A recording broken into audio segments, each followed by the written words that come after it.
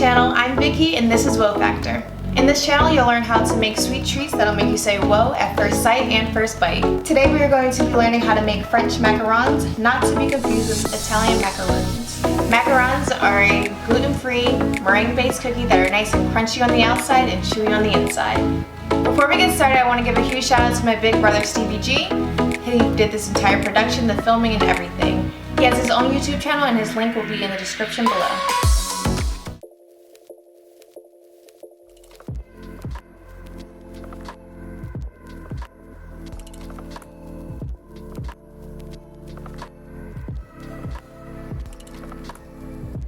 We're going to start off with our powdered sugar and our almond flour. We're going to combine them into a sifter and sift them together, making sure there's no lumps.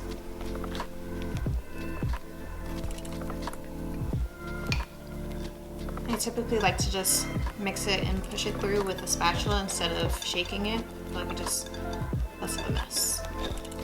If you don't have almond flour, you can always pulse up some almonds. Just make sure they're nice and dry so there's not too much almond oil being released because it will change the consistency.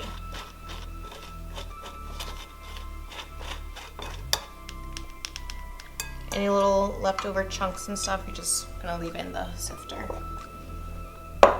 So after you're done sifting, you're just going to take a whisk and whisk it all together, making sure that everything is nice and homogeneous and it's also kind of acting as a second sift. Making sure it's nice and grainy like sand.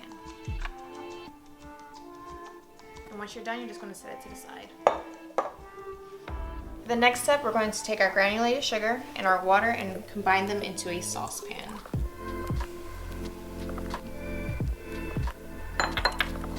In a small little spatula, I'm just going to mix it all together.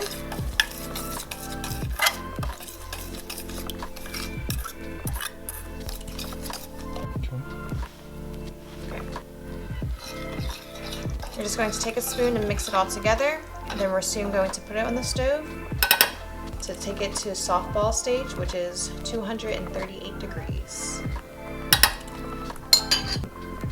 We're going to take our room temp egg whites and let them hang out into our mixer bowl until we're ready to start whipping them up. While you're letting their egg whites sit out into the bowl, we're going to, with our thermometer, heat our sugar and water mixture to 238 degrees Fahrenheit. This is softball stage. If you don't have a thermometer, there is another way you can do it. I don't recommend it. I'm saying this now so you guys don't sue me. But in college, what we did was we would take our fingers and we would numb them with ice cold water, and we would have it on the side, and then what we would do is we would stick our fingers into the water, numb them, and then once we think that it's ready, we would stick our fingers into the sugar, put it back into the ice water, and if you can roll it into a softball, then you know it's that softball stage. Again, I don't recommend it, I'm just saying that it does work. Now we're back over here to the egg whites, and we're going to slowly start frothing them up while the sugar is still on the stove. We want to get it to around 225 degrees before we start whipping up our egg whites. That way we don't over whip them, and then at the same time, once that's ready at the softball stage, we'll be able to start pouring it into our egg whites. Okay.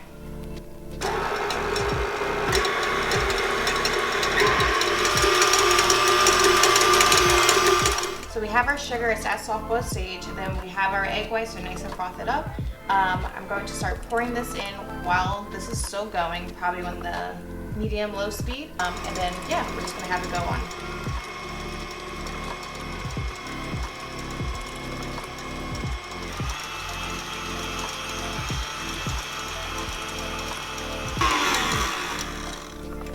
Okay.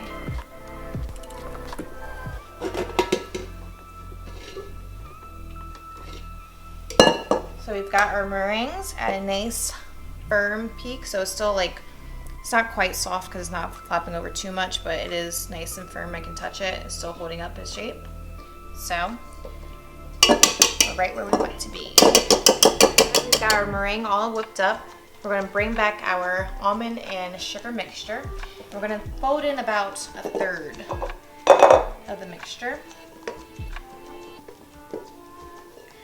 On this part, you don't really have to be too careful, because I know you guys might have heard that over mixing is definitely a thing, and so is under mixing, and it's very, very true. The very first time I ever made macarons, I was in high school, and I went to a vocational school too back then for pastry as well, and I was so excited to make them because I felt like they looked like brie patties from SpongeBob. And I came home, I made them, or I tried at least, and they did not go so well because I overmixed them and I cried. But needless to say, the next day I did it again. I got it perfect, nailed it. So now that's mixing a little bit, we're just gonna add in about half more. And this time we're gonna fold very carefully.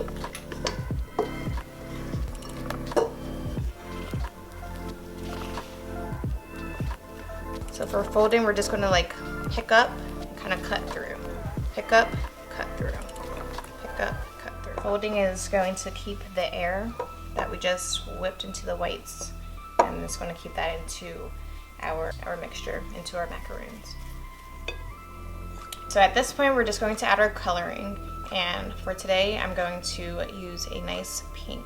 I don't know what brand this is, but definitely make sure you use a gel coloring instead of a liquid one, because using a liquid one is going to disturb the texture, and that can ruin your macarons, and you don't want that at all. So now I'm just going to add my last little bit and continue to fold it in.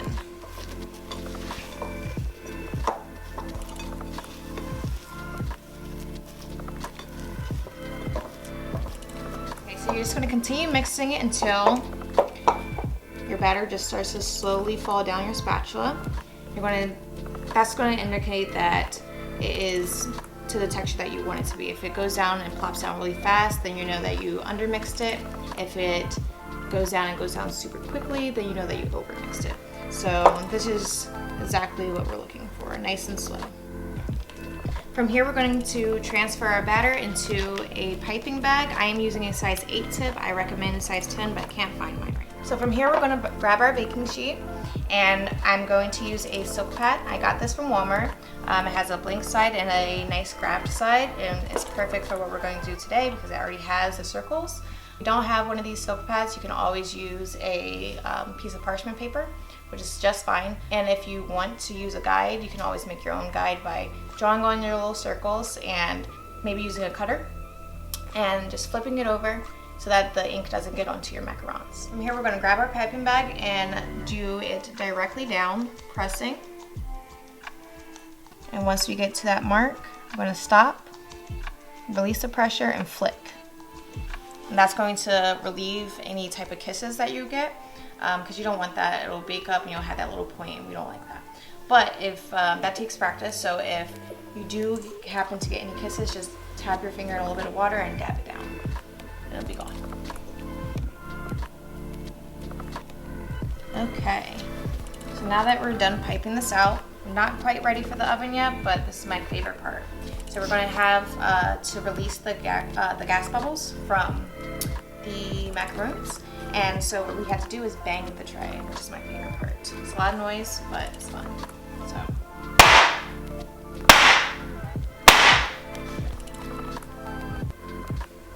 Now that we've released all the air bubbles, we're going to let it sit out at room temperature, for about 20 to 30 minutes. 30 minutes to be on the safe side. What that's going to do is going to leave a nice skin on the macarons, which is going to create its signature feet. And what that is just this little rim at the bottom of it. So the skin is going to allow it to push up in the oven. So if you don't do this, it's going to kind of, and like, I don't even know how to explain it, but it's going to look real ugly. We don't want ugly macarons. So our macarons have been sitting out for 30 minutes and they have this nice shell around it. And you can tell that it's good to go because I'm tapping it and there's no wet stuff coming onto my hands. So we're good to go. So we're going to preheat our oven to 300 degrees and we're going to put them in there for 8 minutes on each side. So it's been about 16 minutes in the oven, 8 minutes on each side. So now we brought them out and I took them off the sheet pan to let them cool faster, otherwise it's going to continue to cook. After it's cooled For about another 10 minutes or so, we're going to flip them over and we're going to start filming. So off camera, I made a Swiss meringue buttercream, and it has a whole bunch of different berries, and I just figured it would go with the pink. Typically when you fill your macarons, you're going to fill them with something that goes with the color of your macarons. So if it's green, maybe pistachio, vanilla for white, you know, strawberry for pink, maybe, you know, something like that. So I flipped half of my macarons over. I'm just going to fill the ones that are flipped. Then I'm going to cap them off with the other ones. Now we're just going to top it off with the other side of the cookie and squish them together. Now we have our cute little sandwich. Now that your cookies are done, taste them.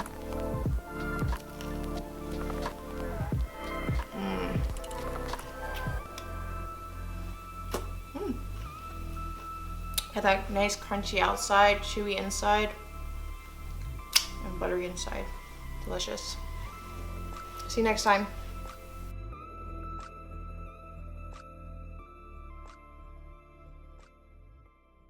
With a clap, with a snap, with it.